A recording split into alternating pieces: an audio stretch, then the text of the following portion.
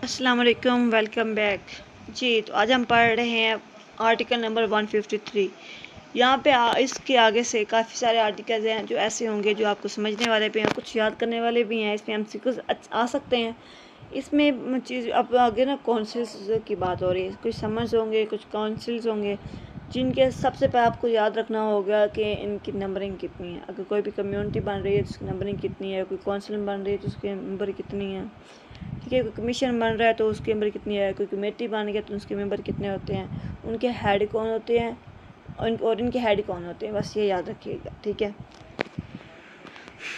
आगे 153 कहते हैं council of common interest. Common interest की जो काउंसिल होती है ना, इस चैप्टर में बताया जाए किस तरह से बनती है, ठीक है। इसके हेड सबसे पहले आपको पता होना चाहिए इनके हेड कौन होता है। ये इसको अपॉइंट करता है प्रेसिडेंट। प्रेसिडेंट के हुक्म पे क्या बनती है, काउंसिल ऑफ कॉमन इंटरेस्ट, ठीक है। उसके बाद कहते हैं कि जो council shell consist of prime minister जो चेयरमैन होगा, chief minister of the provinces, मतलब एक मिनिस्टर हो गया, 4 प्रोविंस हो गए, टोटल 5 होंगे, and 3 members from the federal government to be nominated by the prime minister from time to time. कितने बंदे हो गए, 4 तो हो गए हमारे सीएम, 5वां हो गया वज़ीर आज़म, प्राइम मिनिस्टर 5, और 3 ऐसे बंदे होंगे जो को फेडरल गवर्नमेंट रेफरेंस करेगी, किसके अंडर की नोटिस पे, किसके एडवाइस पे, प्राइम मिनिस्टर की। टोटल हो गया 5 और 3 8 मेंबर, 8 मेंबर टोटल हो गए हैं इस कमेटी के, काउंसिल के। कौन से कॉमन के, कॉमन है, कॉमन इंटरेस्ट। वो कहते हैं कि इसमें की जो जिम्मेदारी है वो कौन लेगा। साफ ज़ाहिर अगर सदर ने बनाई है तो जिम्मेदारी डेफिनेटली किसने लेनी है, मजलिस शूरा, पार्लियामेंट ने। पार्लियामेंट में कौन होता है, जनरल असम्बली होती है और सेनेट होता है। सिंपल सी बात है, इसमें कुछ रट्टे की ज़रूरत नहीं है। आगे 154 the council shall format and regulate policies in relation to matters in part 2। Part 2 हमने देखा था, फंडामेंटल राइट्स था। तो federation legislative list and shall have exercise supervision and control over related institution. इनके जो कहते हैं कि जब कमेटी बन जाती है ना, तो फिर उनके रूल्स बनाए जाते हैं, उनकी फिर रेगुलेशंस भी बनाई जाती हैं। किसको नज़र रखते हुए, पार्ट 2 मतलब फंडामेंटल राइट्स को फंडामेंटल राइट्स को मद्देनजर रखते हुए फेडरल लेजिस्लेटिव लिस्ट में देखते हैं कि वो टॉपिक है या नहीं, वो उस काउंसिल में कौन कौन से पॉइंट है फेडरल लेजिस्लेटिव में, उसको मद्देनजर रखते हुए क्या करते हैं, एक करते हैं, पॉलिसीज बनाते हैं, ठीक है। उन पे रूल्स रूल्स बनाए जाते हैं, ठीक है। आगे कहते हैं कि the council shall B constituted with in 30 days of prime minister taking auth of office. जब प्राइम मिनिस्टर क्या कहता है, ऑथ ले लेता है, तो उसके ऑथ लेने के 30 दिन के अंदर 30 दिन के अंदर, पहली बात ये रखनी है, इसमें कितने लोग होते हैं, 8। हेड कौन होता है, प्रेसिडेंट। अब उसके बाद ये प्राइम मिनिस्टर ऑथ ले लेगा, उसके बाद 30 दिन के अंदर बनानी ज़रूरी है, ठीक है। उसके बाद कहते हैं इनका परमानेंट सेक्रेटेरिएट भी होता है, ठीक है, जिसने एक मीटिंग करनी होती है 90 डेज़ में, एटलीस्ट वंस इन 90 डेज़। अब वो 90 दिन के अंदर ना, आप देखिए मैं मीटिंग बन गई, प्राइम मिनिस्टर बन गया, उसने ऑथ ले लिया, उसके पास 30 दिन के अंदर ये कमेटी बनेगी जिसको हेड करेगा प्रेसिडेंट। अब उसके प्रेसिडेंट के नीचे क्या होगा, एक सेक्रेटेरिएट होता है जो परमानेंट होता है। ये किसी भी चाहे जो मर्जी गवर्नमेंट हो, इसके कोई वो फ़र्क नहीं पड़ता, ये एक सेक्रेटेरिएट है, वो है रहेगा, उधर ही रहेगा, ठीक है। वो 90 डेज़ में क्या करेगा, रिव्यू करेगा कि जो कुछ काउंसिल ने अब तक डिसीजन लिए सारा कुछ लिए, ठीक है। आगे है, कहते हैं कि ना decision of the majority shall be expressed. आप ये देखिए, यहाँ पे डिसीजन की बात हो रही है, आप लोग देखेंगे हमेशा मेजोरिटी का लफ्ज़ यूज़ होगा, तो आपने हमेशा मेजोरिटी को प्रेफर करना है, तो बस की सोच रट लगाने की ज़रूरत नहीं है। आगे है पॉइंट नंबर 6 मजलिस शूरा। ज्वाइंट सीटिंग होती है, कोई भी ना अगर हो जाती है। देखिए आप सेकंड लाइन की मजलिस शूरा जो है, पॉइंट नंबर क्लास नंबर 6 की second line, Majlis Shura in joint sitting में from time to time by resolution issued direction through the federal government to the council generally in particularly matter to take actions as Majlis Shura may deem just and proper and such directions shall be binding on the council। कहते हैं मजलिस जो शूरा है ना वक्त के साथ resolutions पास करती रहती हैं जो फेडरल गवर्नमेंट के लिए अच्छी होती हैं, जो कौंसिल जनरली करती है उसी के रिलेटेड मुख्तलिफ चीज़ों के बारे में बताती रहती है और करती रहती है। आगे है complaints as to interference with water supplies. अगर कहीं पानी मुहैया करने की कोई कंप्लेन आई है तो उसके रिलेटेड क्या किया जाएगा। If interest of provinces the federal capital or any of inhabitants thereof in water from any natural source of supply have been or likely to be affected prejudicially by. अगर किसी वजह से ऐसा हो जाता है किसी भी सूबे का पानी रुक जाता है या फिर रोक दिया जाता है ये फेडरल गवर्नमेंट की तरफ से या फिर किस प्रोविंस की तरफ से उसके फिर क्या कानून है। कहते हैं कि any executive act or legislative taken or passed or propose to be taken in past. कहते हैं कि इसके अंदर में उस कानून के मुताबिक या तो उसको उसकी जो उसने रोका होगा उसकी एक रीज़न देनी होगी कि इसकी ख़ास वजह क्या है, उसका अल्टरनेटिव फिर चीज़ें बतानी होगी, या फिर उसको टोटली अगर गलत होगा तो रिजेक्ट कर दिया जाएगा, अगर किसी वजह से ठीक या किसी वजह से गलत है तो उसमें अमेंडमेंट कर दी जाएंगी। ठीक है। आगे failure of any authority to exercise any of its powers with respect to the use and distribution or control of water from that source. अगर किसी नेचुरल सोर्स से पानी आ रहा है ना तो किसी के पास भी इतनी अथॉरिटी नहीं है, इतनी उसके इख्तियार नहीं है कि उसके पानी को ख़राब कर सके। ठीक है। Federal government and provisional government concerned may make a complaint in writing to the council.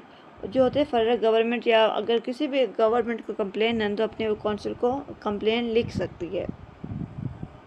अगर जो कमेटी बनती है ना काउंसिल बन जाती है जब upon receiving such complaints the council shall after having considered the matter each gives its decision and request the president to appoint a commission consisting of such persons having special knowledge and exercise in irrigation, engineering, administration, finance or laws as he may think fit hereafter in refer to as commission। ठीक है जी। 8 बंदे थे ना council के, वो कोई matter उनके पास आ गया, पानी के मैटर आ गया। ठीक है। अब उनके बारे में देखेंगे, सबकी राय लेंगे, सोचेंगे। ठीक है। सोचने के बाद फिर उसके बाद क्या करेंगे, प्रेसिडेंट को एक रिपोर्ट पेश करेंगे और प्रेसिडेंट से कहेंगे कि इसके रिलेटेड एक कमीशन बनाया जाए जो इसकी मज़ीद फर्दर इन्वेस्टिगेशन करे। उनकी कमीशन में कौन लोग होंगे, वो जो एक्सपर्टीज़ होंगे उसी शोबे के रिलेटेड, जैसे कि इंजीनियर्स हो गए, फाइनेंसर्स हो गया, एडमिनिस्ट्रेशन हो गया, इरीगेशन में हो गया, ये सारे लोग क्या करेंगे उस तीन चीज़ों के बारे में जायज़ा लेंगे और एक कमीशन का एक जो भी उनके पास जो ऑब्जर्वेशंस होगी वो एक बना के कमीशन के थ्रू प्रेसिडेंट को देंगे रिपोर्ट। ठीक है। वो कहते हैं कि the provision of Pakistan commission of inquiry act 1956 as it force immediately. अभी छोड़ देते हैं, इसको कुछ ख़ास नहीं है। ठीक है। कहते हैं after considering report and supplementary report of any of commission the council shall record its decision on all matter refer to the commission. वो कहते हैं कि अगर जो उसने कमीशन बन गया है ना उस कमीशन ने क्या करना है, उनको एक रिपोर्ट बनाना है, रिपोर्ट बनाने के बाद एक सप्लीमेंट्री रिपोर्ट बनानी है, उसको उसने प्रेसिडेंट को पेश करनी है। लेकिन उससे पहले वो क्या करेगा, जो काउंसिल ने डिसीजन लिए होंगे उसको भी देखिएगा, उनके डिसीजन में और कमीशन का डिसीजन में कितना डिफरेंस है और कितनी सिमिलरिटीज़ है उनकी रिपोर्ट और इवेल्यूएट करेगा, उसके बाद प्रेसिडेंट को रेफ़र करेगा।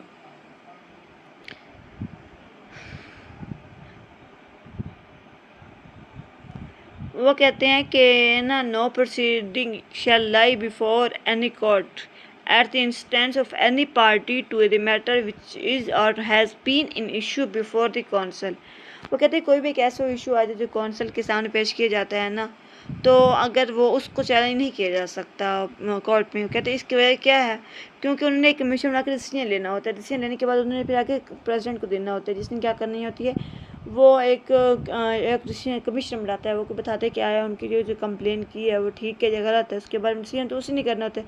कौंसिल क्या करती है, व्यूज़ लेती है, उसके बाद एक कंप्लेंट बनाती है जो जाके आगे दे देती है, उससे फिर मज़ीद कमीशन इन्वेस्टिगेट करता है और डिसीजन बनाता है, रिपोर्ट बनाता है। अब है article number 156 national economic council. पहले वाली कौन सी थी, इंटरेस्ट, पब्लिक इंटरेस्ट वाली। ठीक है। कॉमन इंटरेस्ट जिसे कहते हैं। आगे है economic council, national economic council. President जो होता है ना, अब देखिए यहाँ पे प्रेसिडेंट जो होता है किस चीज़ का हेड है या अपॉइंट करता है, नेशनल इकोनॉमिक हेड। इसका हेड कौन होता है? चेयरमैन कौन होता है? प्राइम मिनिस्टर होता है। और इसके अलावा ये chief minister and 1 member from each province to be nominated by chief minister. अब पीछे टोटल 8 बंदे थे, ठीक है। अब इसमें कितने बंदे हो गए हैं गिनो। एक तो प्राइम मिनिस्टर हो गया, उसके बाद क्या हो गया, हर प्राइम मिनिस्टर के नीचे मिनिस्टर, चीफ मिनिस्टर, वो कितने हैं? 4 हैं। And 1 member from each province nominated by chief minister. हर एक मिनिस्टर के साथ एक आदमी भी होगा। तो कितने वजह हो गए? 8 हो गए। 8 और 1 9 हो गया। Four other members in prime minister में nominated from time to time. और 4 लोग ऐसे होंगे जो प्राइम मिनिस्टर नॉमिनेट करके, चीफ मिनिस्टर एक एक को करेंगे, टोटल 4 हो जाएंगे 4 सूबों से, और इनके 4 होंगे, ठीक है। 4 और 4 8 और 1 9, 4 4 8 8 और 4 12 12 और 1 13 हो गए टोटल। अब तो 13 लोग हैं इसके जो नेशनल इकोनॉमिक काउंसिल के लोग हैं, ठीक है। अब इनका जो होता है ना कि national economic council shall review the overall economic condition. ये इकोनॉमिक के नाम से ज़्यादा इकोनॉमिक कंडीशंस को देखती है। उसको क्या करते हैं कि for advising the federal government and provisional governments formulates plans in respect of financial, commercial, social and economic policies. ये याद रखें, MCQ आ सकते हैं कि ऐसा कौन सी काउंसिल है जो financial, commercial, social and economic policies में काम करता है, ठीक है। तो ये उसी चीज़ में आ जाते हैं कि हम ये मुख्तलिफ फैक्टर्स होते हैं जो इकोनॉमिकली देखे जाते हैं इस काउंसिल के थ्रू। कहते हैं meeting of the council shall be summoned by the chairman or its requisition made by 1/2 of member of council. अगर या तो ये चेयरमैन जो प्राइम मिनिस्टर है वो इस कमेटी को, इनकी मीटिंग को कॉल करेगा, या फिर उनमें से मतलब जैसे 13 लोगों में से 7 लोग कह दें कि हमने इस मीटिंग को बुलाना है, तो वो क्या करेगी, इस मीटिंग को कॉल कर ली जाएगी। कहते हैं the council shall meet at least twice in a year. इनकी मीटिंग कितनी दफ़ा होनी चाहिए? ट्वाइस ए ईयर, 2 दफ़ा। और जो पीछे हमने गवर्नमेंट ट्रस्ट की पढ़ी थी वो कितने में होने थी? 90 डेज़ में। और ये कि कितने बताओ, कितनी दफ़ा? 2 दफ़ा। साल में 2 दफ़ा, मतलब 6 मंथ 180 डेज़ बनते हैं। और इसके देखें आप कहते हैं कि ना अगर इसको ना कॉरम फॉर अगर मीटिंग करनी तो क्या होगा? 1/2 होगा, मतलब मेजॉरिटी इसको टोटल मेंबरशिप की मेजॉरिटी जो होगी ना इसको बुलाएगी, मतलब वही 7 लोग हो गए।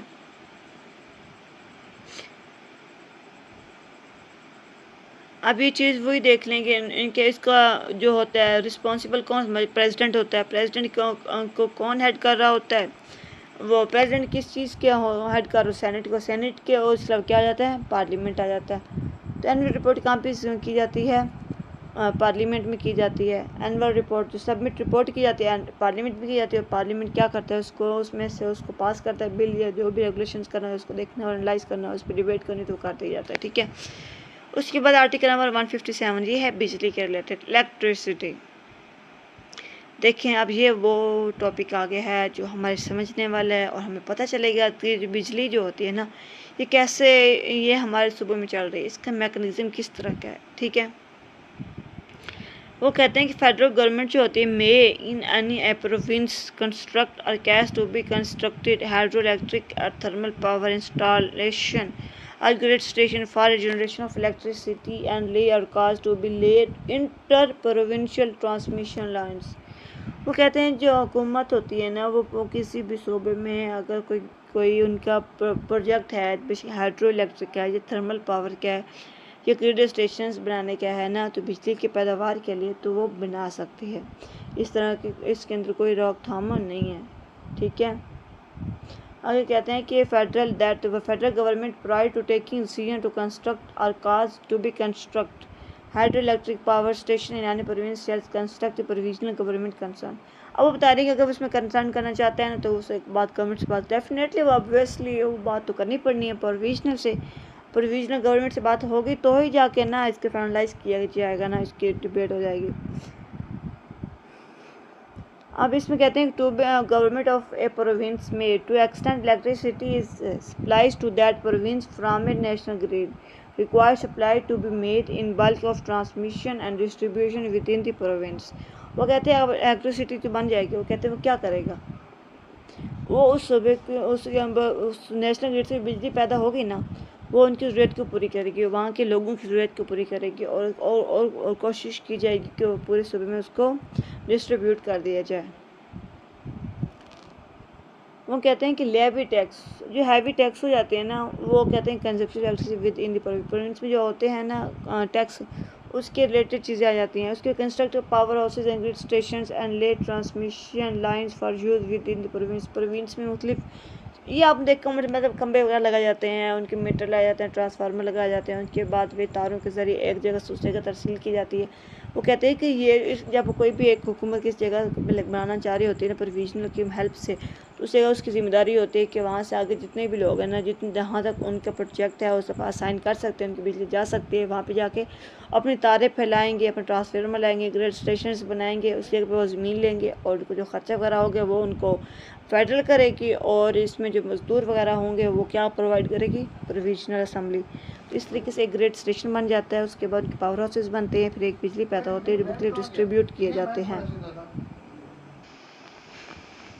अब ये क्लास नंबर 3 देखो, इसमें कहते हैं कि अगर किसी वजह से अगर जैसे बिजली पैदावार हो रही है ना, तो इस आर्टिकल में अगर फेडरल गवर्नमेंट में और प्रोविजनल गवर्नमेंट में किसी वजह से लड़ाई हो जाती है ना, उनका आपस में डिसीजन नहीं हो रहा होता, तो क्या करेंगे, अपना फैसला लेके जाएंगे किसके पास, काउंसिल ऑफ कॉमन इंटरेस्ट के पास। वो क्या वो उनसे कंप्लेन करेंगे, वो कहेंगे कि हमारे इस झगड़े को सॉल्व करो, ठीक है। आगे चलते हैं, आगे कहते हैं 158 article, priority of requirement of natural gas. ये आप याद रखिएगा, ये पूरा आर्टिकल में एक ही दफ़ा इसकी जिक्र हो रहा है। ये 158 आर्टिकल है जो नेचुरल गैस का है। इसके मुताबिक कहते हैं कि अगर किसी जगह पे ना नेचुरल गैस मौजूद है, ठीक है, उसका हक पाकिस्तान के तमाम हिस्सों पे है, लेकिन लेकिन लेकिन एक चीज़ में याद रखिएगा, सबसे पहले उस दिन से लेकर आगे तक जो है वहाँ पे सबसे पहले क्या होगा, उसके उसी जगह पे, मतलब अगर बरसात में जाकर के मुकाम निकले है ना, निकला सुई गैस, तो सबसे पहले वहाँ के लोगों की ज़रूरत को पूरी की जाएगी, उसके बाद बाकी सूबों की। अगर फिर भी बचती हैं ना, तो फिर वो की जाए, एक्सपोर्ट बाहर लोगों को दी जाए, अदरवाइज ये मुल्क के अंदर ही यूज़ होती रहेगी, ठीक है। ये priority to requirement of natural gas है। आगे 159 article, broadcasting and telecasting. The federal government shall not unreasonably refuse to entrust a provisional government such functions with respect to broadcasting telecasting. वो कहते हैं कि ब्रॉडकास्टिंग और टेलीकास्टिंग के related जितने भी ना है ना काम, जो प्रोविजनल गवर्नमेंट है ना, वो इंटरेस्ट नहीं कर सकती, वो इतबार करने से इनकार नहीं कर सकती जब तक उसके पास कोई सॉलिड रीज़न ना हो, ठीक है। जो फेडरल गवर्नमेंट जो होती है ना, shall not unreasonably refuse interest a provisional, जो फेडरल गवर्नमेंट होती है ना, प्रोविजनल गवर्नमेंट के जितने भी काम होते हैं ब्रॉडकास्टिंग और टेलीकास्टिंग के रिलेटेड, उसको बगैर किसी ठोस वजह के ना रिजेक्ट नहीं कर सकती या उसको करने से इनकार नहीं कर सकती। जैसे कि वो होते हैं उसके अंदर वो होते हैं पाबंद होते हैं प्रोविजंस वाले, जब फेडरल को काम कहती है, तो इस तरह जो प्रोविजनल वाले कहते हैं ना, तो फेडरल वालों को भी इस चीज़ का मतलब सॉलिड रीज़न देनी पड़ती है, ठीक है।